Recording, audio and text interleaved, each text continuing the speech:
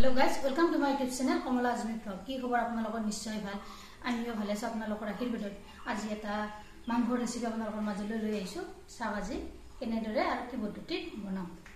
আজি আপোনালোকৰ মাজলৈ লৈ আহিছো মাংসৰ অন্য এটা ৰেচিপি ইয়াৰ কাৰণে মাংস 500 গ্ৰামৰ অলপ বেছি লৈছো ইয়া মাংস বনাম আজি এটা আলু কাটি লৈছো শুকান জলকীয়া লৈ লৈছো দুটা এটা পিয়াজ কাটি লৈছো আদা নহৰু আৰু তেজপাত দুখিলা লৈছো চাই দেখো ভিডিওটো সম্পূৰ্ণ হবে আৰু স্ক্ৰিপ্ট নকৰাকৈ অলৰেডি মই কেৰাহী গৰম হ'বলৈ দি দিছো তেলখিনিও গৰম হৈছে তেল দিছো 200 গ্ৰাম ইয়াতে এতিয়া শুকান জলকীয়া দুটা দি দিলো তেজপাত দুখিলা দি দিছো একেলগে তাৰ পিছত দি দিছো পিয়াজখিনি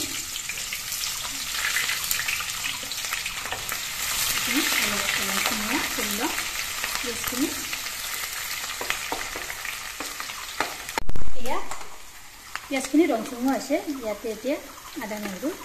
পেষ্ট কৰি দিলো এইখিনি এনেদৰে লগাই দিছো ইয়াতে এতিয়া বহুৱাই দিম মই মাংসখিনি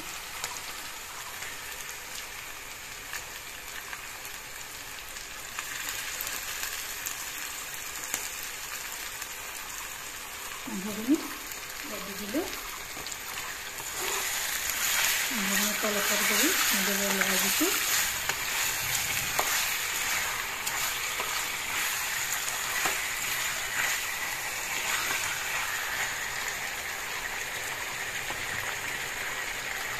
ইয়াতে এতিয়া দি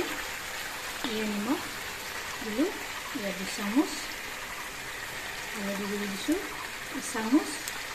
জলকীয়া গুড়ি দিছো 1 চামুচ ধনিয়াৰ গুড়ি দিছো 1 চামুচ আৰ দিছো জিৰাৰ গুঁড়ি 1 চামচ এইখিনি এনেদৰে তলপৰ কৰি লৰাই দিম মছলাখিনি মাংসৰ ভিতৰত ভালদৰে সোমাই যায়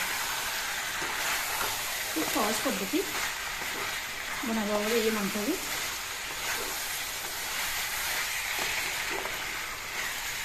এনেদৰে তলপৰ কৰি লৰাই দিছো ইয়াৰ ওপৰত এতিয়া কি জানিনে কাটি থোৱা আলু 4 পিচ এনেদৰে ইয়াতে ওপৰত দি থম তাৰপিছত এতিয়া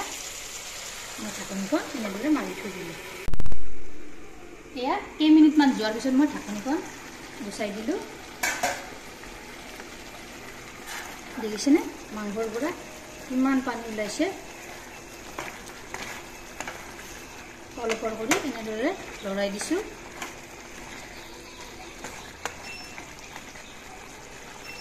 তাৰপিছত আৰু ঢাকনিখন এনেদৰে পুনৰ মাৰি থৈ দিলো এয়া মই ঢাকনিখন গুচাই দিলো দেখিছেনে পানীখিনি এয়া নাইকিয়া হৈ গৈছে তেল উঠিছে মাংসৰ পৰা এইখিনি এনেদৰে তলপৰ কৰি লৰাই দিম ইয়াতে এতিয়া পানী দি দিম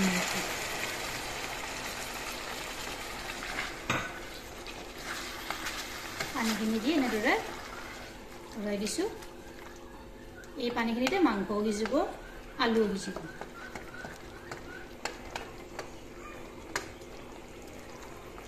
10 মিনিট সময় ভালদৰে উতলিব দিম এতিয়া মাংসখন এয়া দেখিছেনে কেইমিনিটমান যোৱাৰ পিছত এয়া মাংসৰ পানীখিনি নাইকিয়া হৈ যাবলৈ দিছোঁ অলপৰ কৰি এনেদৰে লৰাই থৈ দিছোঁ এয়া মাংসখন হৈ গ'ল এয়া মই নমাই থৈ দিলোঁ ভিডিওটো ভাল লাগিলে লাইক কৰিব শ্বেয়াৰ কৰিব কমেণ্ট কৰিব আৰু মোৰ চেনেল যদি নতুনকৈ আছে চেনেলটো ছাবস্ক্ৰাইব কৰিব লগতে ফেচবুক পেজতো ফলো কৰিব ধন্যবাদ জয় আই অসম।